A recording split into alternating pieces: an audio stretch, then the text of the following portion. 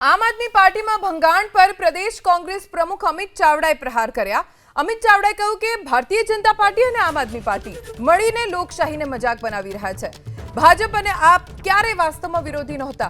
પંજાબમાં પણ આપના ધારાસભ્ય ભાજપમાં જોડાઈ શકે। કેજરીવાલ સહિતના નેતાઓ ભાજપમાં જોડાઈ જાય તો પણ નવાઈ નથી।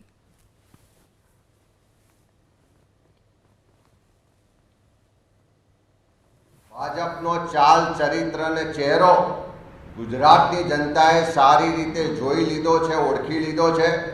અને બીજી તરફ આરએસએસની વિચારધારાથી બનેલી, આરએસએસ અને બીજેપીની સ્ટ્રેટેજી મુજબ ચાલતી અને એના જ ફંડિંગથી ચાલતી આમ આદમી પાર્ટીને પણ લોકો હવે ઓળખી રહ્યા છે।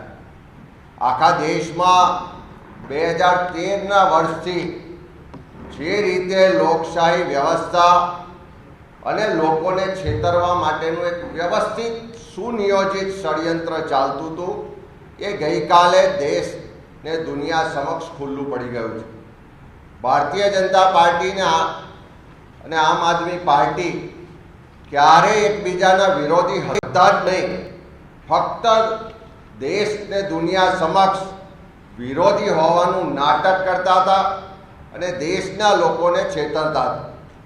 ગઈકાલની ઘટનાથી આખો ઇતિહાસ જોઈએ તો 13 વર્ષ સુધી જે જુઠ્ઠાણા ચાલ્યા, જે લોકોને છેતરવા માટેનું એક સુનિયોજિત ષડયંત્ર ચાલતું હતું, એના પરથી પડદો ઉઠી ગયો।